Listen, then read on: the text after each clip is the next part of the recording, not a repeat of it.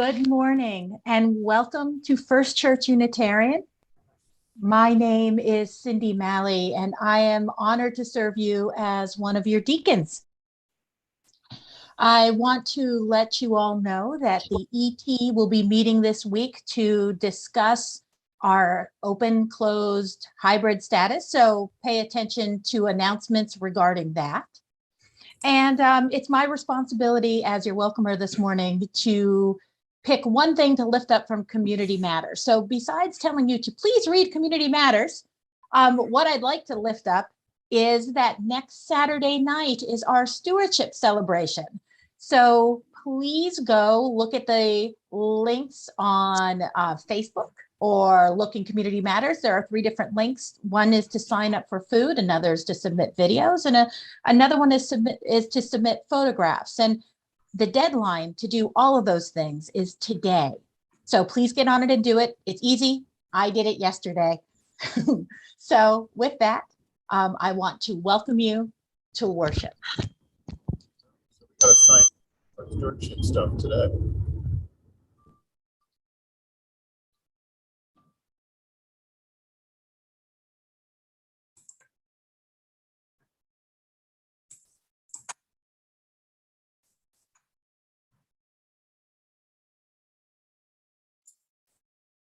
Molly, would you like to introduce the Prelude? I'm working on it. I'm Molly Lozeau, music director, and we have a very joyful prelude for you today. Come, come, whoever you are, recorded by members of the church choir. This is one of the first recordings that we made way back when, so please enjoy this hymn. You may sing along if you want to.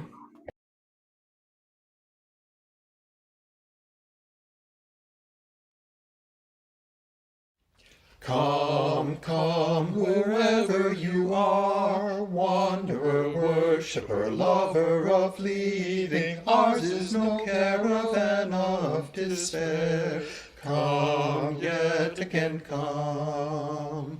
Come, come, whoever you are, wanderer, worshipper, lover of leaving, ours is no caravan of despair.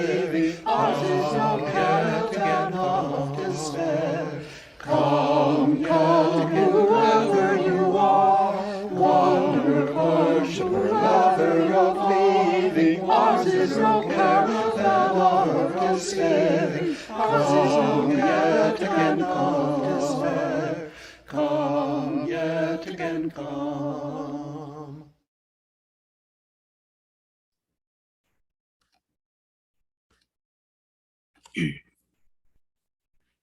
Water hollows stone.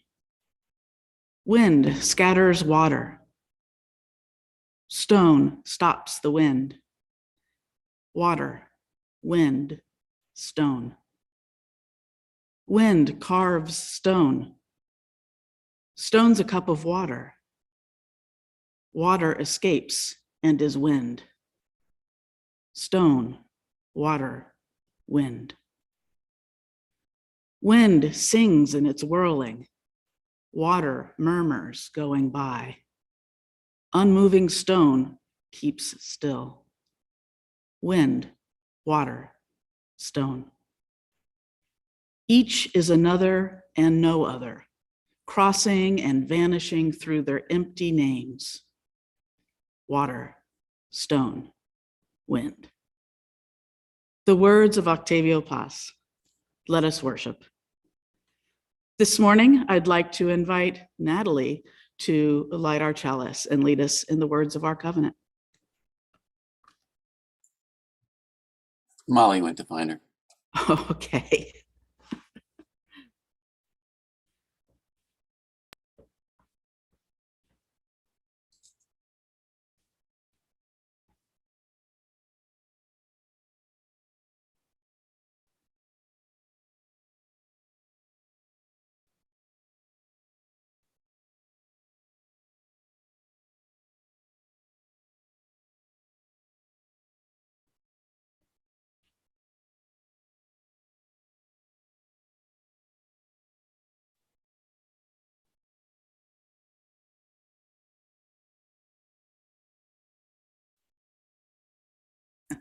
You're up.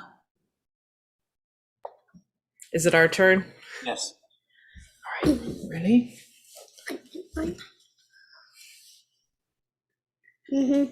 just turn it on. Okay, you're gonna start. Ready? Love is the spirit of this church. This is our great covenant to dwell together in peace, to seek the truth and love, and to help one another. Thank you, Natalie. Appreciate that. All right, good morning.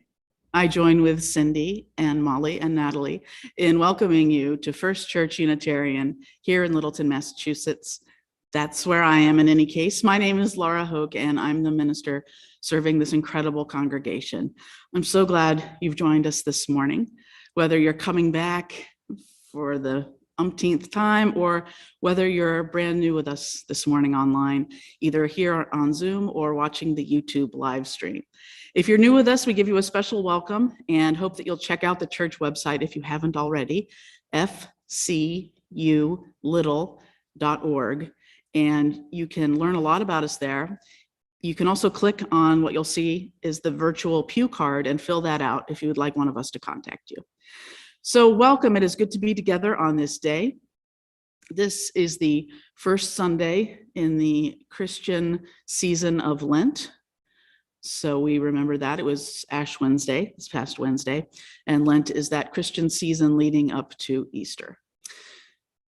Our lay pastoral minister today is Jan Dustin. So if you'd like some pastoral care, you can reach out to Jan or one of the other lay pastoral ministers, or to me if you wish. So again, welcome on this morning. It is so good to be together, even virtually. All right, now normally this would be the part of the service in normal times where we would sing our opening hymn. But as you know, this is our tradition now is a time for joyful noise. So I'll turn it over to our music director again, Molly Lozeau. All right, so go ahead and unmute yourself. You can make noise however you wish. If you have an instrument, like we have a ukulele. There we go. All right, can you count us off? Can you say If he's got one too. 3, 2, 1, go!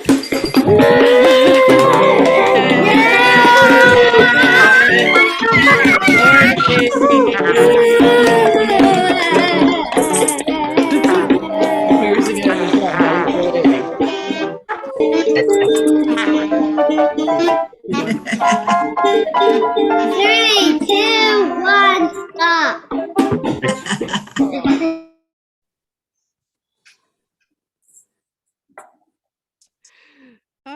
Thank you so much.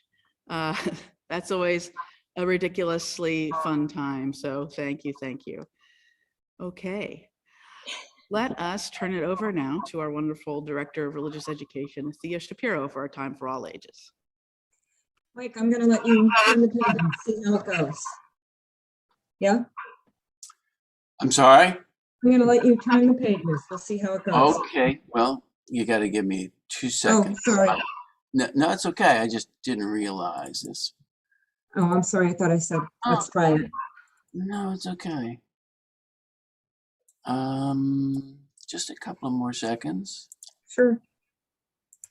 Just by the way, I cannot pronounce this man's last name correctly, so if any of you can, that'd be wonderful. The Best Place in the World by Petr Horácek.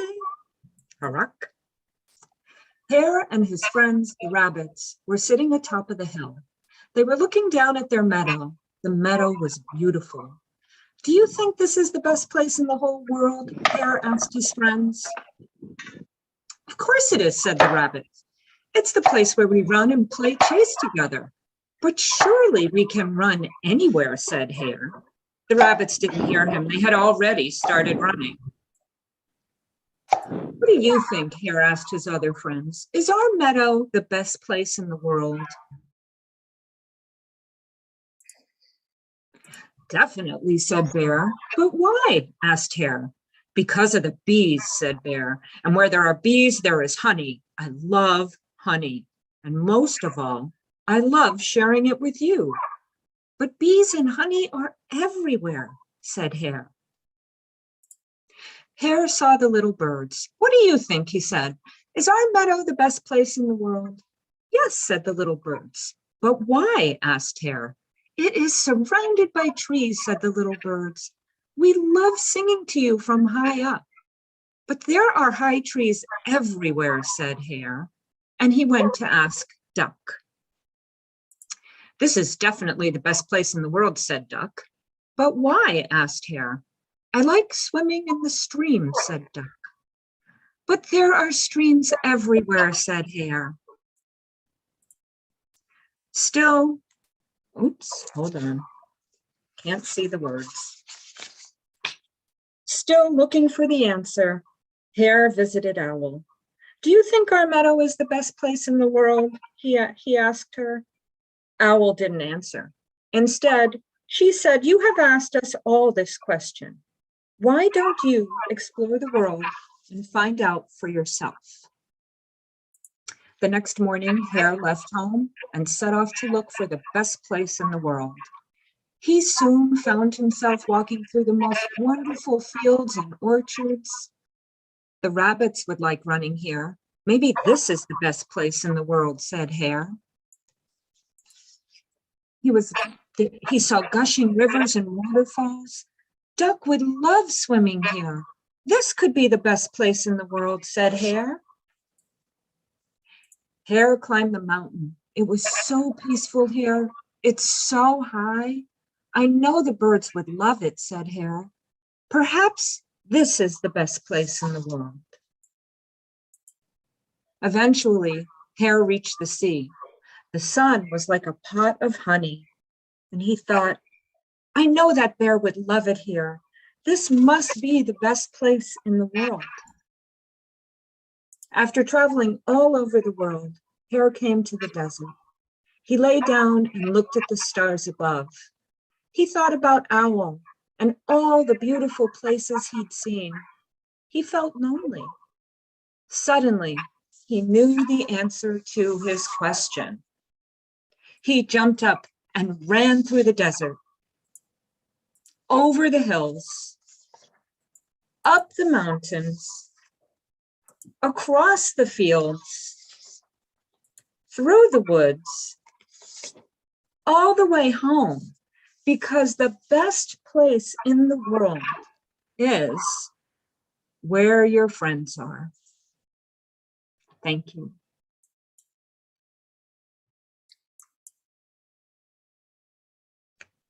Thank you. I hope you enjoyed that. Thank you so much, Thea. It's a great story. All right. So this week we have a Share the Plate Sunday. Approximately once a month, this congregation, instead of taking an offering to serve our own ministry, we take an offering to an organization that is deemed worthy of donations, a 501c3 organization that somebody from the congregation recommends, and the deacons go through and vet them. And this time I have to thank the deacons for their leadership. They were thinking of the war in Ukraine, and so they wanted to find something that was relevant to help the people of Ukraine. And so they found this wonderful charity, World Central Kitchen. And so you will now learn some more.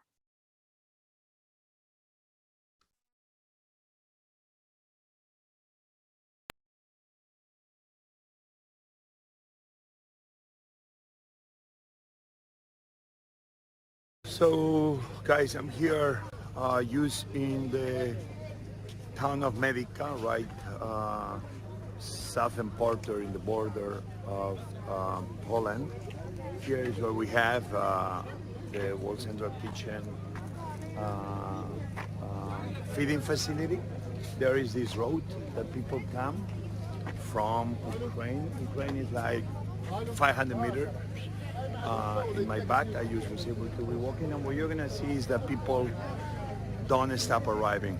People are cold, families are cold. They carry with them whatever they can bring, usually a suitcase, but they are bringing children. It's freezing cold. I don't know how people make it. But what you see is that they're escaping a tragedy. So we are in different places across the border in Poland. We are already feeding in Romania. We're going to be in different entry points too. Remember, it's a lot of roads that leave Ukraine in different parts across. So from Poland to Romania, Moldova, Ungar, we're going to be in different countries already. We are in different countries. We are inside Ukraine. We have restaurants inside Odessa feeding. We are contacting others. And we are telling them, guys, there's many ways to fight. And some people fight just making sure that people are fed. And those are our people, and we're going to be supporting them in many ways. So this is phase one, taking care of the borders and having, I think we've done a good job in less than 3 days. Tomorrow, I mean, we are exponentially increasing the output of meals. I think only around here we've done over 8,000 meals, only here. And we have other feeding points, okay? But if we need to reach 250,000, we will. Then phase two is at the same time, all these people arriving, they are in Poland, but it's happening in other parts, are sending them to shelters, some in Warsaw, some in nearby cities. Warsaw is 4 hours away from where I am here in Medica. But imagine the same in every other country. And phase three will be to get trucks ready to go inside Ukraine once peace is reached. So we can go to different cities, open different community kitchens, and cover where there may be huge need. It's amazing, but one neighborhood at a time, one restaurant at a time, you can take care of a neighborhood. It's doable. We're going to be bold. We're going to think this way. So let's take care of the refugees right now. Let's take care of them once they go to shelters. And hopefully the war will stop soon, and then we can take care of them when they go back to Ukraine. Bye guys, I'll report later. My hand is about to break. I don't know how these people arrive and still they have a smile with hope when the situation is so dear. Bye. We need to be a force of good. And you know how we do this? By believing in longer tables, food at the center of the communities. That's the way we will create a better world. I am Jose Andres. I endorse this message. And let's pray for the people of Ukraine. Bye.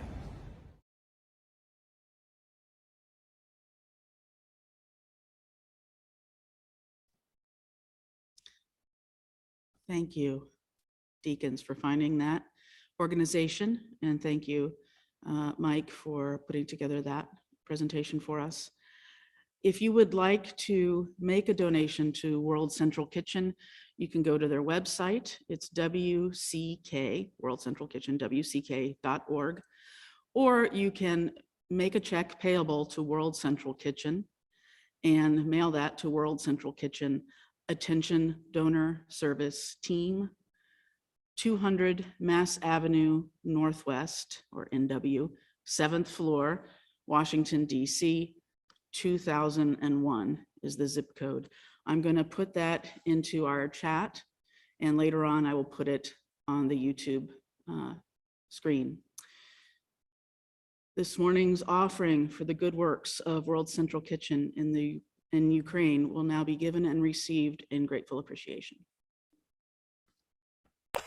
And the music you'll hear is a recording of Ashokan Farewell from a service way back in 2018 or 2019. It was pulled from a service. So you'll hear some noises along with the piano music, and you just have to imagine people walking around and with the wooden boxes and moving up to light candles.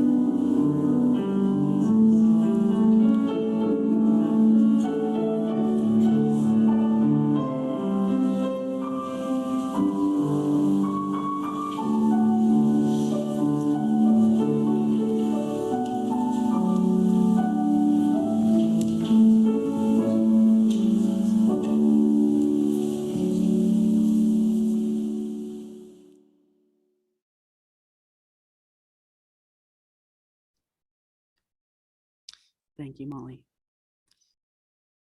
Most weeks, this congregation shares a time to feel again our connections to each other and to that which we consider holy. And it's in this spirit that we share in the candles of caring. If you have a significant joy or concern that you would like to share with this virtually gathered beloved community, we invite you to raise your hand in the Zoom functions, either the reactions function or in the participants area, and Mike will call on you. So that more people have a chance to share, we ask that you briefly let us know how we might direct our thoughts, prayers, or healing wishes. Are there any joys or concerns to share this morning?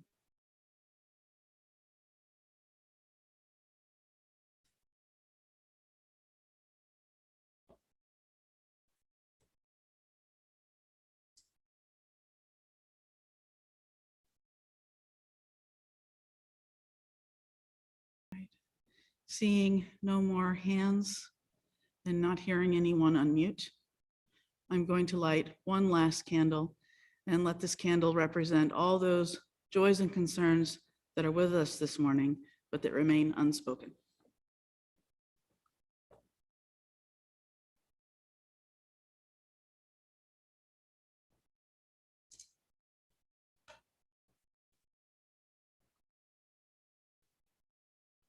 Please join with me in the spirit of meditation or prayer.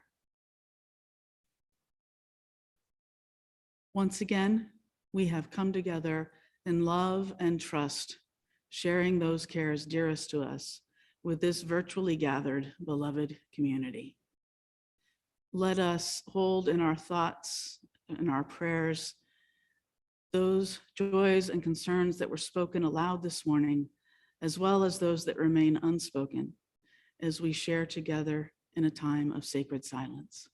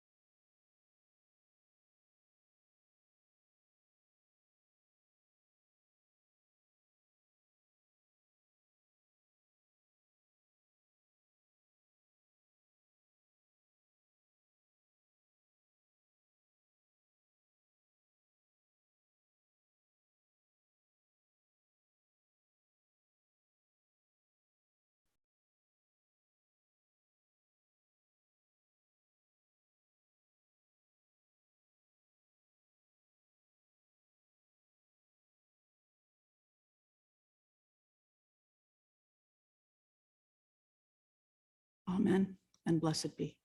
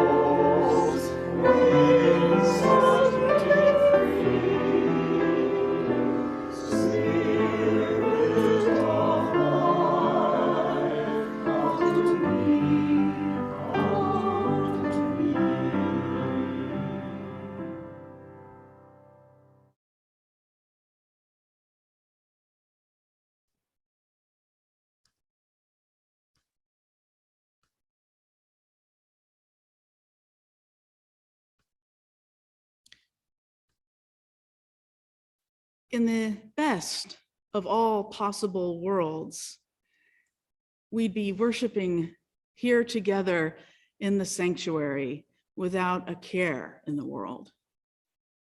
Or would we? You may or may not know that the phrase, the best of all possible worlds, was coined by the German Enlightenment period mathematician and philosopher Gottfried Leibniz in 1710. Leibniz wrote a book with the catchy title, Essays of Theodicy on the Goodness of God, the Freedom of Man, and the Origin of Evil. His thesis was that we are, in fact, living in the best of all possible worlds. And ultimately, this was his theodicy, which means a theological argument meant to solve the problem of evil. The problem of evil is probably the hardest theological question of all, especially for those who have a traditional Western view of God, as Leibniz did as a Trinitarian Protestant Christian. What I'm calling that traditional Western view of God is the belief in God as an ultimate being or an ultimate entity that is all powerful and all knowing and all good. And with such an entity running the world, how can you account for bad things happening? Even harder, given that vision of a God, how can you account for evil? Leibniz's argument is certainly systematic, but not terribly satisfying. In essence, he argued that God, being all-knowing, knows, of course, what any possible universe would look like and be like. And so according to Leibniz, only one universe can exist, although of course 21st century cosmology might disagree. But if there could be just one universe, as Leibniz believed, and God is all good and all knowing and would know what any possible universe would look like, it must be the case that the universe that God created must be the best of all possible universes or the best of all possible worlds. If a better universe were possible, that's the one God would have created. So what it boils down to is that by almost any common sense measure, it seems like a better world must be possible. That's wrong. God knows things you don't know. And so this is another version of God has strange and mysterious ways, and we humans just can't understand or know what God knows. Whenever I think of this topic, I remember a particular course I took in seminary. It was called The Forms of Jewish Life, taught by Rabbi Carrie Yales. And one of the things I remember most vividly is the day that Rabbi Yales told us about a particular midrash, which is a rabbinic discourse, sort of a debate, about Genesis chapter 1, verse 31, which is the verse that says, and God saw everything he had made, and behold, it was very good. Well, this particular midrash goes on in great depth discussing the nuances of this verse, what very good means, and so on. And what I remember so vividly is that many rabbis argued not just that this creation was very good, but that in fact, it was the best one possible. This midrash actually would predate Leibniz and the Enlightenment, by the way, by hundreds of years. There was no systematic theology presented by the rabbis to back this up. That's not the nature of midrashim. Instead, many different arguments are put forward in an almost conversational style. It almost feels like a brainstorming session about a given topic. Well, the rabbis put forward many different arguments, some more convincing than others. But the one that Rabbi Yales pointed out that stayed with me and stays with me even a quarter of a century later is that in spite of all that is obviously wrong with this world, maybe it is the best one, because would it be possible to know good in any deep way without also experiencing bad? Would it be possible to know pleasure without knowing pain? Would it be possible to know happiness without knowing sadness? If we never knew what it felt like to lose, could we ever fully enjoy the bliss of feeling what it is to win?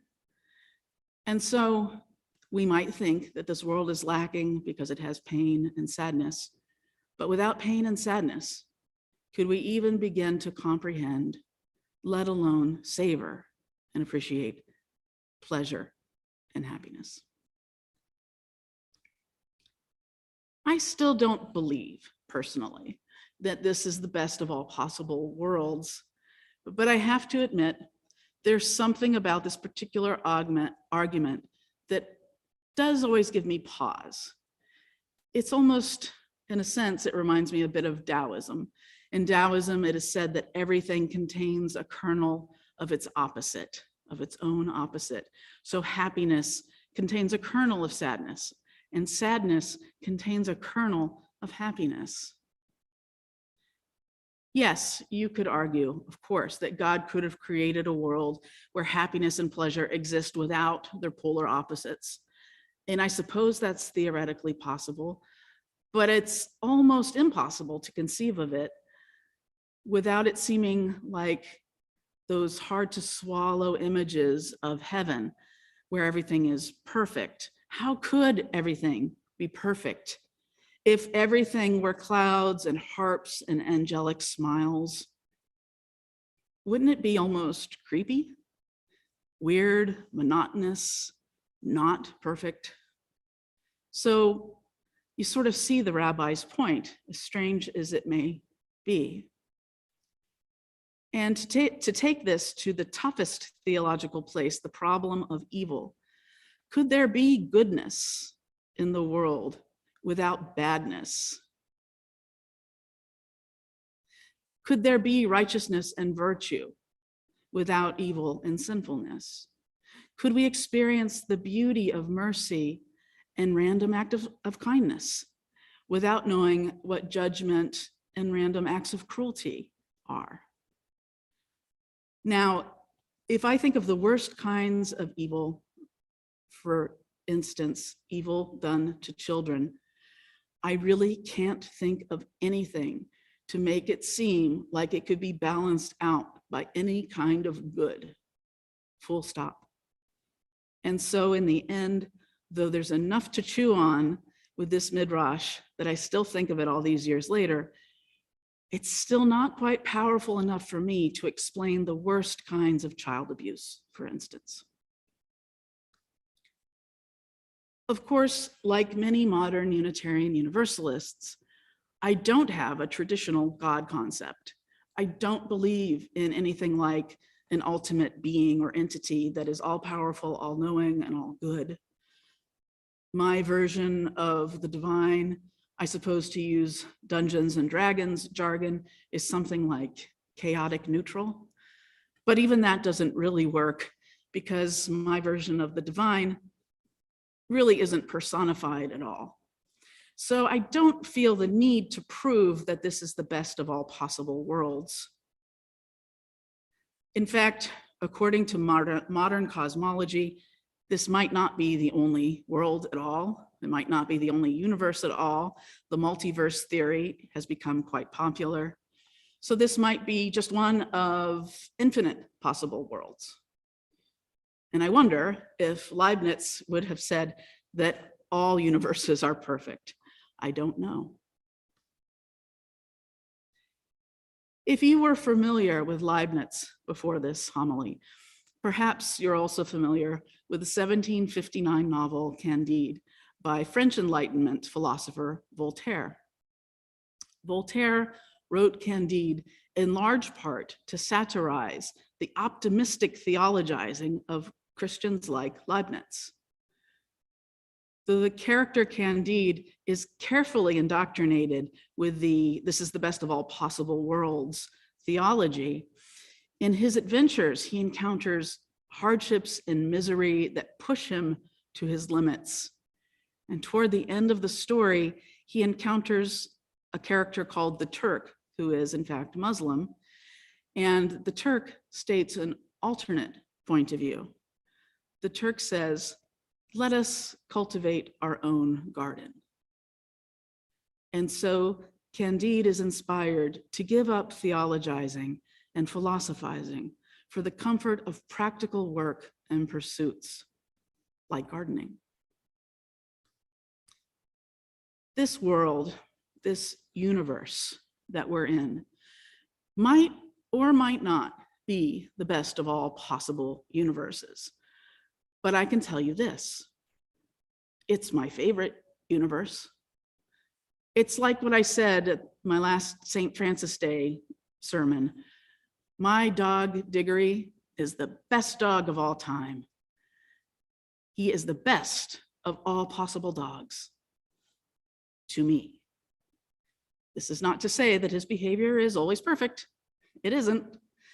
It's just that I can't imagine loving him any more than I do because he's my dog. And perhaps you feel the same way about your dog or your cat or other beloved pet. Planet Earth might not be the best of all possible planets, but it is pretty amazing, even objectively speaking. And it's certainly my favorite planet. The whole best of all possible worlds way of thinking strikes me as a kind of perfectionism, a way of thinking to support and prop up a perfect being concept of the divine. And perfection is a troubling concept. In fact, perfection is really a fiction. There is no perfection. There is beauty. There is stunning diversity. There is love. But perfection? I recently saw some interesting words posted on social media. They were authored anonymously. And the words are, I am washing my face before bed while a country is on fire. It feels dumb to wash my face and dumb not to. It has never been this way, and it has always been this way. Someone has always clinked a cocktail glass in one hemisphere as someone loses a home in another, while someone falls in love in the same apartment building where someone grieves. It concludes, the fact that suffering, mundanity, and beauty coincide is unbearable and remarkable. For me, that's just what's so wonderful and so horrible about the world we are in. There is joy, there is suffering. One doesn't justify the other. It just is. This is the world we live in. Not necessarily the best or worst world, but it's our world, and it's so much. As Dan Millman writes in The Way of the Peaceful Warrior, there is never nothing going on. There is always something happening. There are no ordinary moments. This world of ours is full of extraordinary moments. Everywhere you turn, every step you take, every breath you take. Extraordinary. And yet, it's not enough simply to recognize that suffering and beauty coexist. There's a poem that recently went viral, a poem by Ukrainian-American writer Ilya Kaminsky. Kaminsky was born in Odessa when it was still under Soviet control in the 1970s. And here's his poem, which is called We Lived Happily During the War. He writes, and when they bombed other people's houses, we protested, but not enough. We opposed them, but not enough. I was in my bed, around my bed, America was falling, invisible house by invisible house by invisible house. I took a chair outside and watched the sun. In the 6th month of a disastrous reign in the house of money, in the street of money, in the city of money, in the country of money, our great country of money, we, forgive us, lived happily during the war.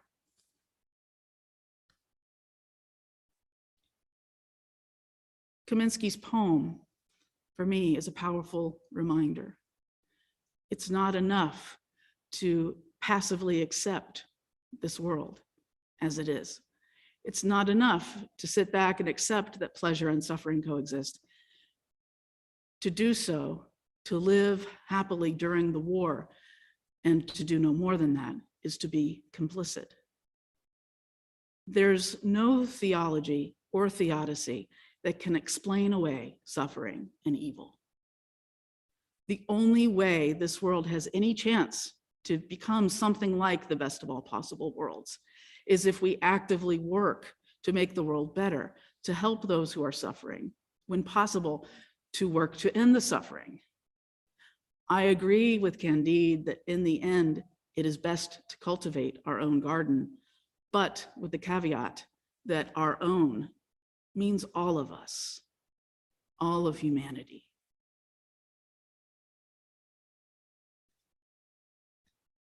If you've ever felt low, and probably all of you have at some point, I wonder what helped you to feel better. Lots of things can help. Being around people who you love and who love you, of course. One thing that always helps is to help others. It can really help to get outside of your own problems and suffering to help somebody else. When there is a war in the world, how can we cultivate peace? Peace in ourselves and peace in the world? Many practical things. As I say, lending a hand to others in need helps us while we help them.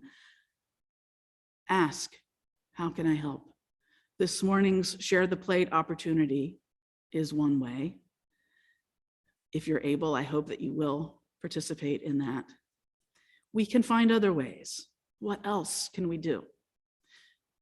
Having a mindfulness practice helps. Meditation, even just 5 minutes a day, helps. Join our own church meditation group if you can, some Thursday afternoon, or if that doesn't work for you, let me know. We'll figure something out.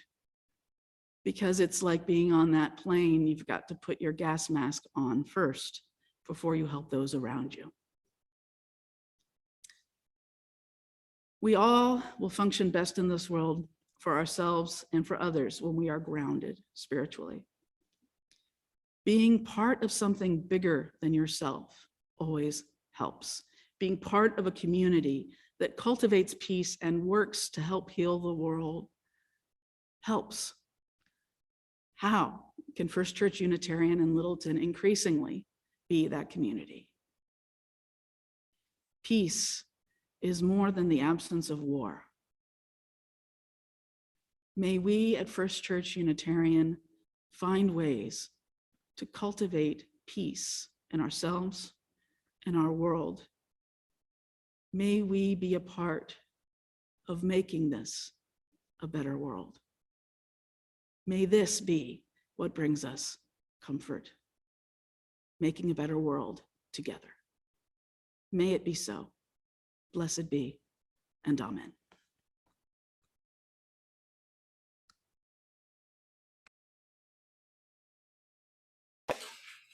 Our musical reflection was actually recorded just a couple days ago. The choir and I had a fun recording session during our rehearsal, and today you're going to hear one of the songs that we worked on, Listen to the Voices by Holly Near. This was a fun and challenging one that we did, and I have the words on the screen so you can follow along.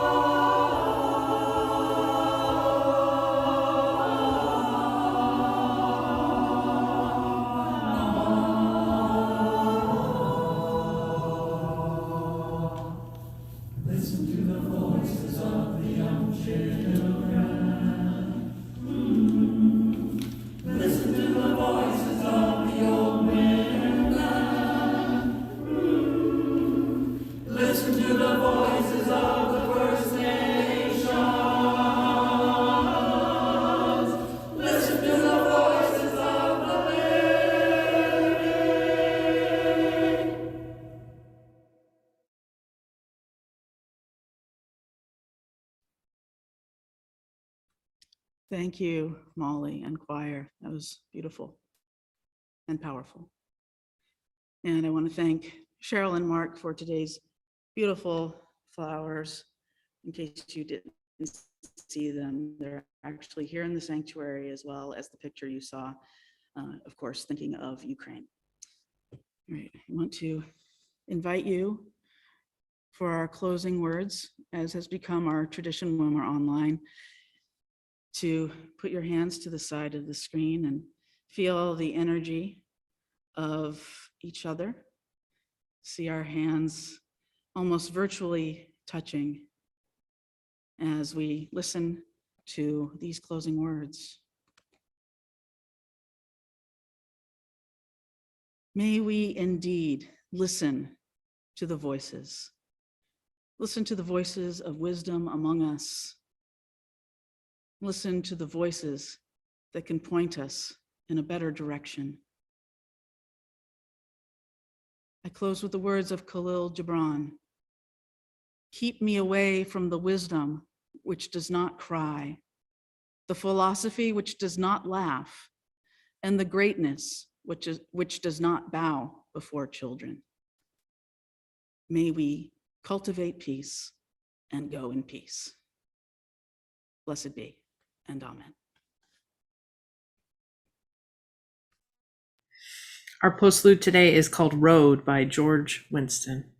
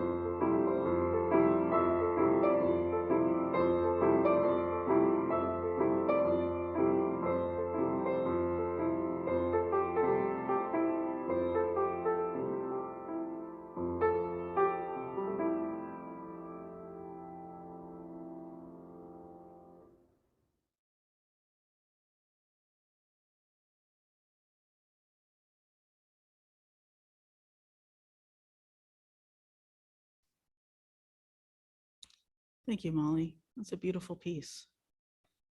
All right, I'm going to stop streaming on YouTube Live in a moment. So if you're watching on YouTube Live and you want to join us over on Zoom,